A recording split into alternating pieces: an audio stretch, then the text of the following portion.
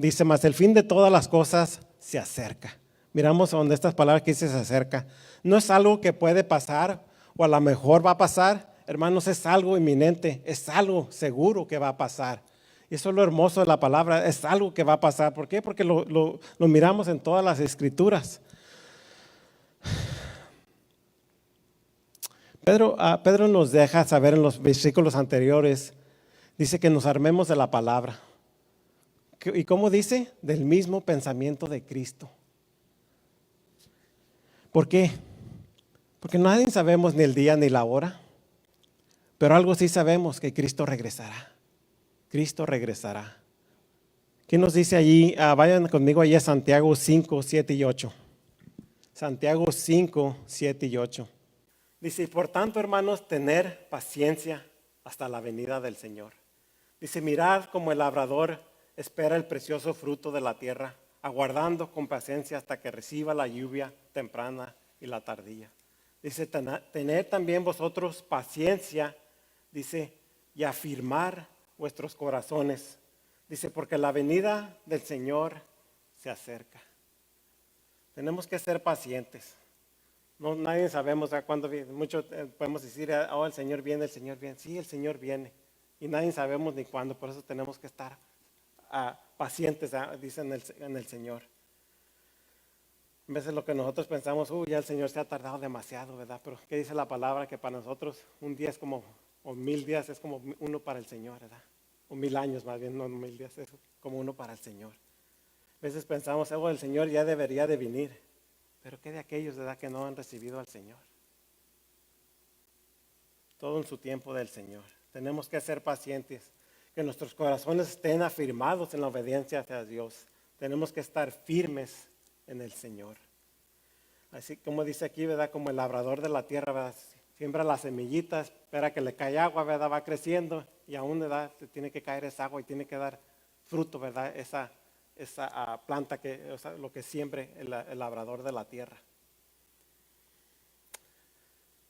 Seguimos aquí donde nos dice Pedro, aquí en el versículo 7 dice, ser pues sobrios y velar en oración. Hermanos, cuando tenemos una sobriedad, una seriedad, esto significa que como cristianos no nos dejamos llevar o arrastrar por emociones de este mundo. Tenemos que recordar todo el tiempo que la venida del Señor está cerca y esto nos motivará. ¿Nos motivará a qué? A hacer la voluntad del Señor. ¿Por qué? Porque sabemos que la venida del Señor está pronto, ¿verdad? Se los mencioné la vez pasada. Si usted se está ahogando, ¿verdad? Cuando no sabemos nadar, yo creo que la mayoría de nosotros, ¿verdad? No, yo creo que unos sí saben, son buenos, pero cuando no sabe uno nadar, se está uno ahogando en un río. Alguien se mete y lo rescata a uno, esa persona nos salva la vida. Estamos agradecidos con esa persona que nos salvó la vida, ¿verdad? Decimos gracias y lo vamos a recordar. Pero tal vez hasta un cierto punto, hasta un cierto tiempo, después se nos va a olvidar, vamos a decir, ¿sabes qué? Sí, aquel me salvó la vida, pero ya ni me acordaba. Y así somos, ¿verdad? Como seres humanos se nos olvida, a conveniencia, pero se nos olvida. Por eso, así es la vida cristiana, tenemos que volver a recordar, a volver a decir, Señor, tenemos que volver a recordar de dónde el Señor nos ha sacado, de qué fue el precio que pagó el Señor por cada uno de nosotros. ¿Lo merecíamos? Ninguno de nosotros lo merecíamos. Por eso es por gracia, ¿verdad? Por gracia del Señor. Y aún eso nos hace aún más, ¿verdad? Decir, ¿sabes qué, Señor? ¿Cómo no estar agradecidos que solo por tu gracia es que nos alcanzaste? Tenemos que andar armados todo el tiempo y saber que la venida del Señor está a la puerta. ¿Esto qué nos llevará? A querer crecer en nuestra santidad.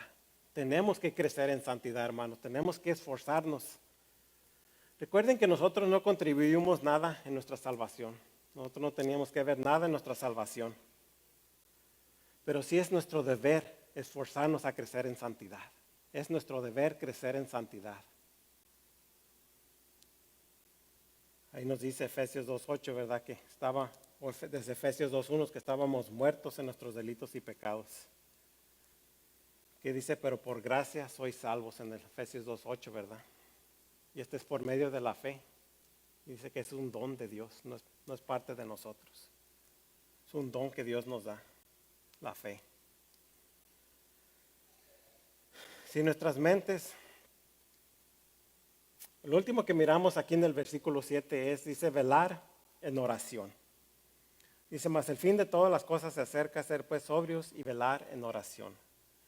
Si nuestras mentes, nuestros pensamientos están en las cosas de este mundo, están en querer seguir la corriente mundana, no podremos tener esa comunión con Dios en oración. ¿Qué nos dice Primera de Pedro 3:7? Primera de Pedro 3:7. ¿Qué le dice a los maridos? Con una nota no se pierdan el estudio esta tarde de los maridos porque lo necesitamos, hermanos. Lo necesitamos. Primera de Pedro 3:7. Vosotros maridos igualmente, dice, vivir con ella sabiamente. Dice, dando honor a la mujer como a vaso más frágil y como a correderas de la gracia de Dios. ¿Para qué? Para que vuestras oraciones no tengan estorbo. Igual aquí, si como maridos no podemos vivir con nuestras esposas sabiamente, igual saber, ¿verdad?, que ellas son hijas de Dios. Entonces, ¿cómo podremos orar y buscar hacer la voluntad de Dios? ¿Cómo podemos orar y hacer la voluntad de Dios si no podemos ni cumplir lo primero? Porque dice aquí, para que vuestras oraciones no tengan estorbo. Podemos orar cuando estamos enojados o molestos con nuestra pareja, o tal vez ustedes con los que no están casados, con un compañero, el que sea, ¿verdad? ¿Cómo están nuestras oraciones? No van a salir muy bien, ¿verdad? Aunque buscamos orar y sí, tal vez sí oramos, ¿verdad?, para que el Señor nos ayude, ¿verdad? Pero ¿cómo están nuestras oraciones? Dice, para que no nos estorba, ¿verdad?, eso que traemos. Igualmente, hermanos, si nuestras mentes, si nuestros deseos están en hacer más las cosas de este mundo, entonces nuestras oraciones serán terrenales y no celestiales. ¿Por qué? Porque andamos queriendo complacer las cosas del mundo. Como si, Señor, dame esto, dame aquello, pero terrenal. Cuando estamos bien con el Señor, nuestras oraciones llegan más alto. ¿Por qué? Porque ya no pidemos por las cosas que tenemos aquí, pidemos por las cosas celestiales. Que Dios cambie nuestro corazón, que Dios nos ayude a entender su palabra. Cuando tenemos una mente puesta en su regreso, nuestra mente será purificada.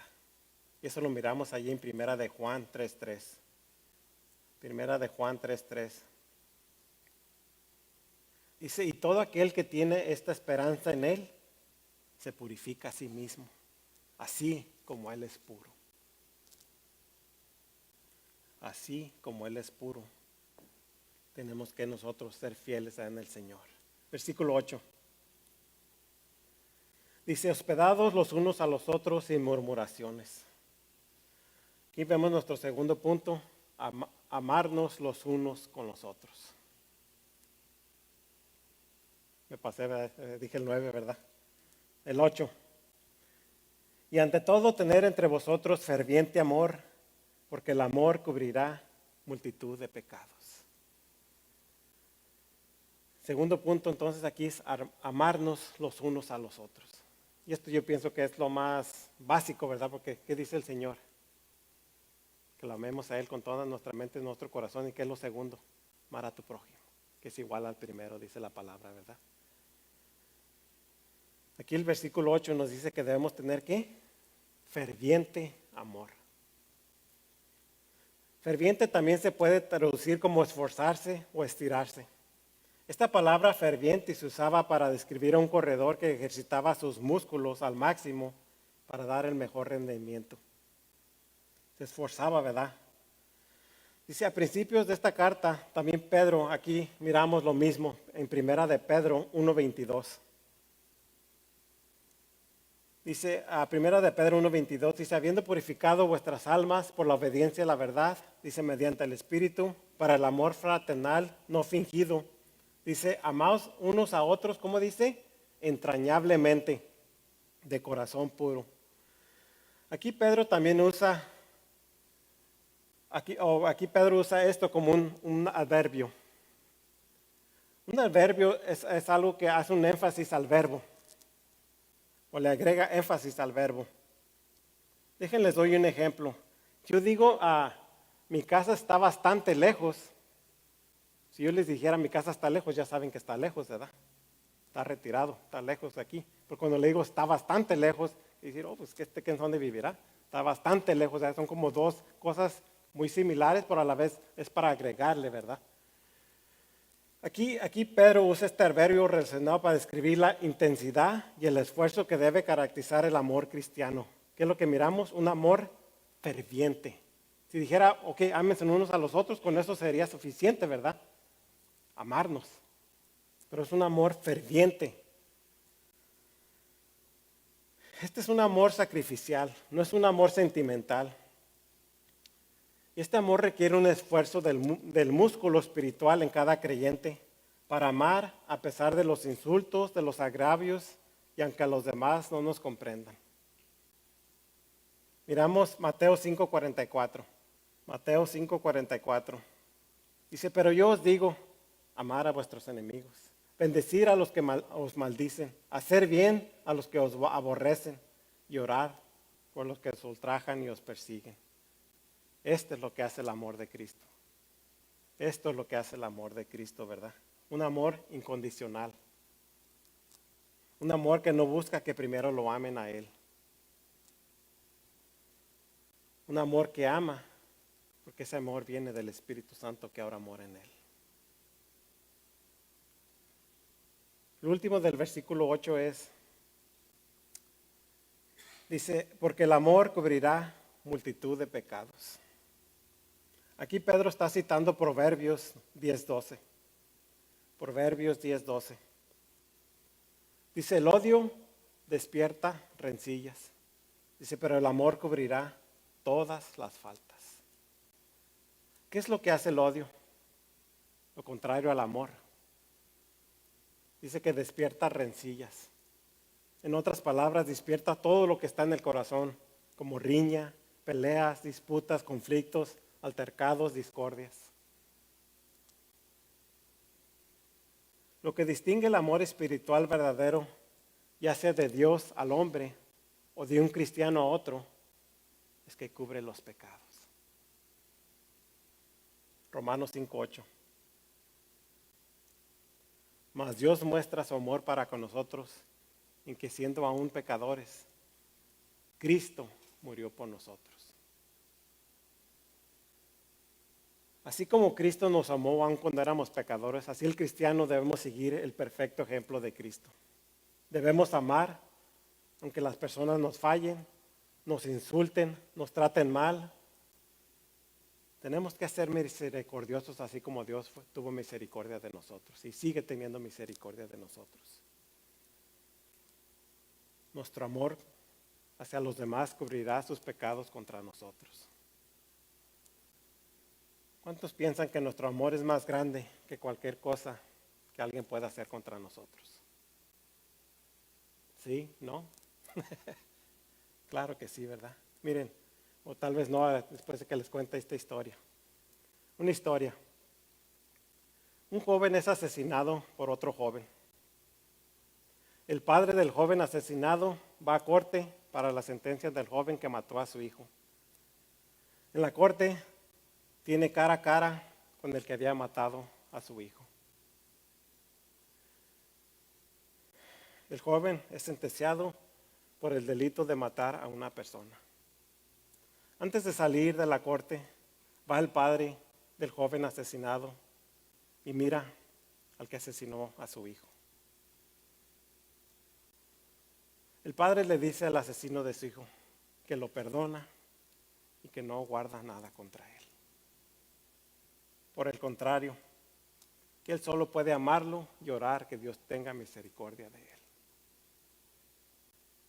¿Qué era más grande aquí?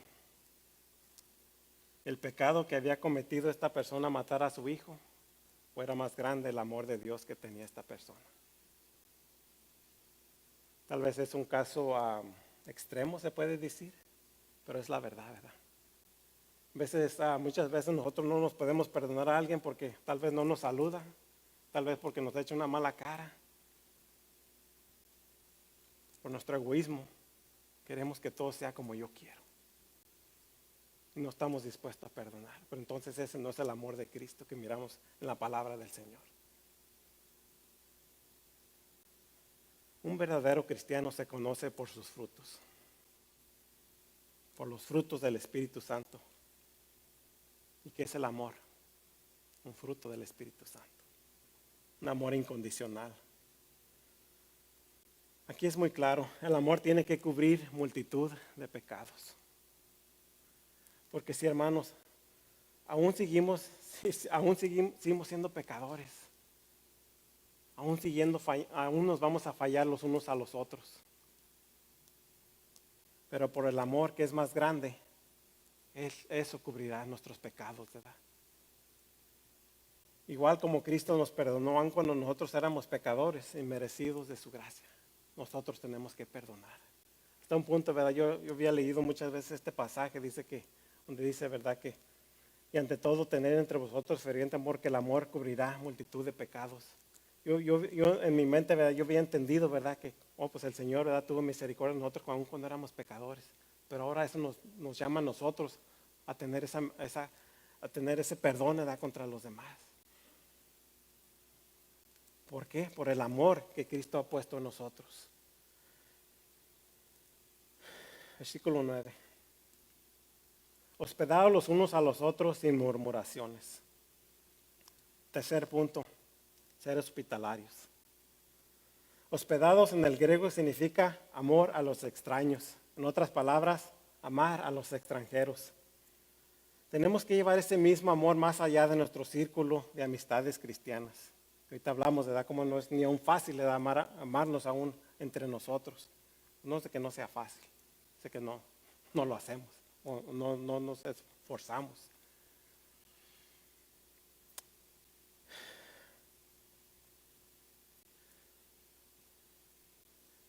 Todo el tiempo decimos, es más fácil amar al que se deja amar. Pero ¿cómo actuamos con el que no es amoroso?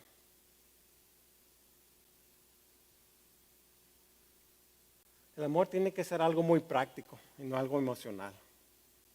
¿Cuántas veces hemos visto a personas decir, mira, yo amo, te amo, vean unas en pareja, te amo, y ya más tarde ya no se soportan los unos a los otros? ¿Qué es eso? Eso es un amor emocional, solo en el momento. Aquí en este tiempo que Pedro escribe esta carta, se acostumbraba a abrirle las puertas de su casa a otros, aún de cuidar por los cristianos necesitados. La Biblia también nos enseña a ser hospitalarios con personas que no conocemos. Ser hospitalarios es algo que somos y no algo que hacemos. Tenemos que mostrar el amor de Cristo. Hebreos 13, 1 y 2. Hebreos 13, 1 y 2. Dice, permanezca el amor fraternal. Dice, no os olvidéis de la hospitalidad. Dice, porque por ella algunos sin saberlo hospedaron ángeles. La última palabra que miramos aquí en el versículo 9 es sin murmuraciones. Hay veces que podemos mostrar amor o decir mostrar amor, pero más tarde con nuestras murmuraciones, nuestras críticas, sale lo que de veras hay en nuestros corazones. Entonces, ¿qué se vuelve esto? En un amor emocional. Ya no es un amor incondicional, ¿verdad? Las murmuraciones no caben en la boca de un creyente. ¿Por qué? Tenemos que frenar nuestra lengua, ¿verdad? Sí, lo que hacemos, hacerlo por amor, hacerlo por la obra del Señor. Versículo 10. Dice, cada uno, según el don que ha recibido, ministrelo a otros como buenos administradores de la multiforme gracia de Dios. Cuarto punto aquí. El uso de nuestros dones. Lo primero que miramos aquí es que dice que cada uno según el don que ha recibido. Como cristianos, cada uno hemos recibido un don especial o un don espiritual. Dice un poder divino para ministrar al cuerpo o a la iglesia, ¿verdad? Primera de Corintios 12:7. Primera de Corintios 12:7. Dice, pero a cada uno le es dado la manifestación del Espíritu Santo, ¿para qué? Para provecho. Y si nos pasamos a Primera de Corintios 12:11, ahí más abajito dice, pero todas estas cosas las hace uno y el mismo Espíritu. Dice, repartiendo a cada uno en particular como Él quiere. Para provecho del cuerpo, para la honra y gloria de Dios. Es importante que dice aquí en particular, como Él quiere, ¿verdad? En Primera de Corintios 12, 11. Dice, para provecho del cuerpo, para la honra y gloria de Dios. Y miramos aquí dice particular como Él quiere. A cada uno se nos ha dado un don espiritual para poder ejercerlo en nuestra iglesia local. Tenemos, hermanos, que poner a trabajar ese don. ¿Por qué? Es nuestra responsabilidad hacerlo. A veces vinimos a la iglesia y no estoy diciendo, ¿verdad? Cuando primero vinimos tenemos que recibir la palabra, ¿verdad? Y crecer en santidad. Pero ya de tiempo, hermanos, tenemos que buscar, dice, ¿cuál es mi don? ¿En qué puedo ayudar en la iglesia, verdad? Porque necesitamos a cada uno de ustedes, nos necesitamos los unos a los otros. Todo el tiempo necesitamos primeramente, sobre todo, es dar, no recibir, ¿verdad? Cuando estamos dispuestos a dar, es lo que el Señor busca de nosotros. Hermanos, un don espiritual no lo podemos ganar, no lo podemos buscar. No es entre más trabajemos, lo hallamos. Un don espiritual tiene que ser recibido mediante la gracia de Dios. Y eso lo miramos ahí en Romanos 12, del 3 al 8. Romanos 12, del 3 al 8. Dice, digo pues, por la gracia que me es dada, a cada cual está entre vosotros, que no tenga más alto concepto de sí del que él debe tener, sino que piense de sí con cordura, conforme a la medida de fe que Dios repartió a cada uno. Dice, porque de la manera que es un cuerpo tenemos muchos miembros, pero no todos los miembros tienen la misma función. Así nosotros, siendo muchos, somos un cuerpo en Cristo, y todos miembros los unos de los otros. Dice, de manera que teniendo diferentes dones, dice, según la gracia que nos es dada, si el de profecía, úselo conforme a la medida de la fe, o si de servicio, en servir, o el que enseña en la enseñanza, el que exhorta en la exhortación, el que reparte con liberalidad, el que preside con solicitud, el que hace misericordia con alegría. Hermanos, cada uno de nosotros nos ha dado diferentes dones. Es nuestra responsabilidad ponerlos a uso. Aquí dice lo siguiente. Cada uno según el don que hace, dice, ministrelo a otros. ¿Qué es lo que nos quiere decir Pedro aquí, hermanos? Los dones espirituales no deben usarse para exaltación propia. No es para decir, ¿sabes qué? Yo puedo hacer esto, yo hago esto. No, no para nada, más bien al contrario. Deben usarse para interés amoroso, para el beneficio de la iglesia. Para eso son los dones que el Señor nos da. Para usarlos, para crecer en el Señor juntamente. Pedro también nos dice que debemos ser, ¿qué? Buenos administradores. Dice, cada uno según el don que ha recibido, ministra los otros como buenos administradores de la multiforme gracia de Dios. Tenemos que hacer ese administrador, ese mayordomo que es responsable por los recursos de los otros. Tenemos que ser sabios y usarlos de manera obediente. ¿Cuántos de aquí tienen ese mayordomo en el trabajo? Ese mayordomo es responsable, ¿qué? De que usted haga su trabajo. Pero ¿qué es su mayor responsabilidad? Hacer él su trabajo. Así nosotros ya tenemos que responsabilizarnos por uno mismo primero, hacer lo que el Señor nos ha mandado a cada uno de nosotros. Todo comienza con uno mismo. No podemos esperar que los demás empiecen a hacer o hagan lo que nosotros pensamos que es. Debemos ser buenos administradores de lo que Dios nos ha dado. ¿Qué pasa cuando no usamos nuestros dones en la iglesia?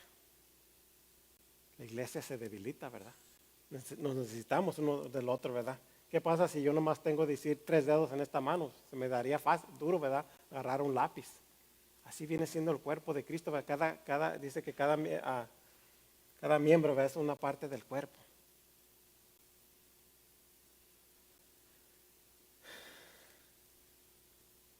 Lo último del versículo de ese dice, de la multiforme gracia de Dios. Ahí lo miramos, en el último dice, y ser buenos administradores, dice, de la multiforme gracia de Dios. Esta es la variedad de dones que se expresan en la palabra multiforme, que literalmente significa de muchos colores, multifacético.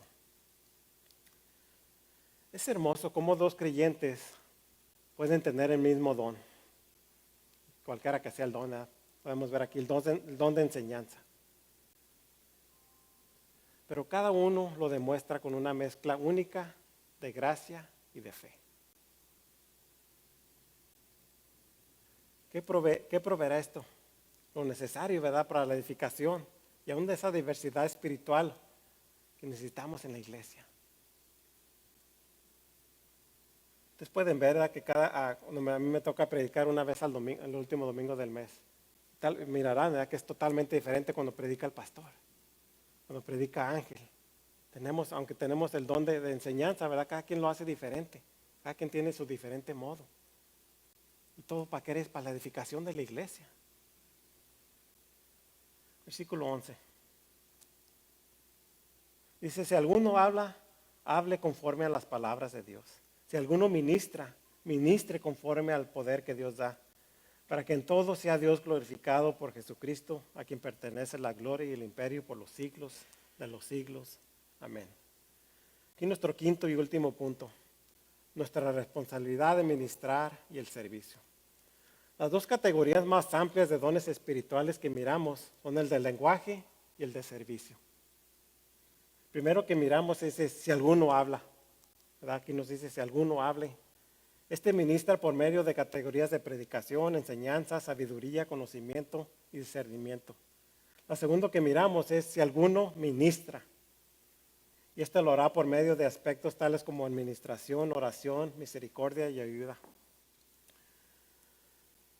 La palabra nos deja muy claro que no debemos comunicar nuestra opinión humana, sino que debemos, dice, hacerlo conforme a las palabras, conforme a las palabras de Dios. Y ahí nos lo deja, ¿verdad? Si alguno hable conforme a las palabras de Dios.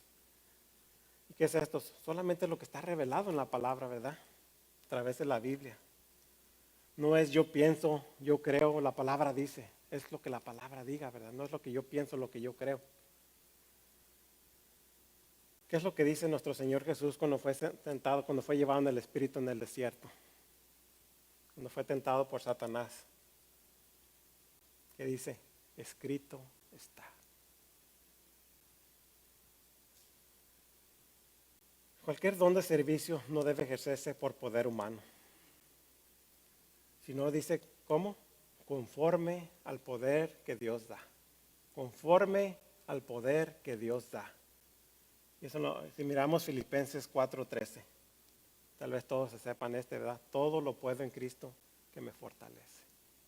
Es un verbo que tal vez es sacado de contexto bastante, ¿verdad? Que pensamos que podemos hacer todo lo que nosotros queramos, ¿verdad? Que podemos hacer todo en la voluntad del Señor. Es decir, ahora en plena dependencia del Espíritu Santo, vamos a hacer su voluntad. No porque yo pueda en mis fuerzas, sino a través de Cristo que me da las fuerzas. La última parte del versículo 11. Dice, para que en todo sea glorificado por Jesucristo, a quien pertenece la gloria y el imperio por los siglos de los siglos. Amén. Miramos ya cuando abrió Ángel, cuando la oración cuando el pastor leía el versículo, ¿verdad? Todo decía por los siglos de los siglos.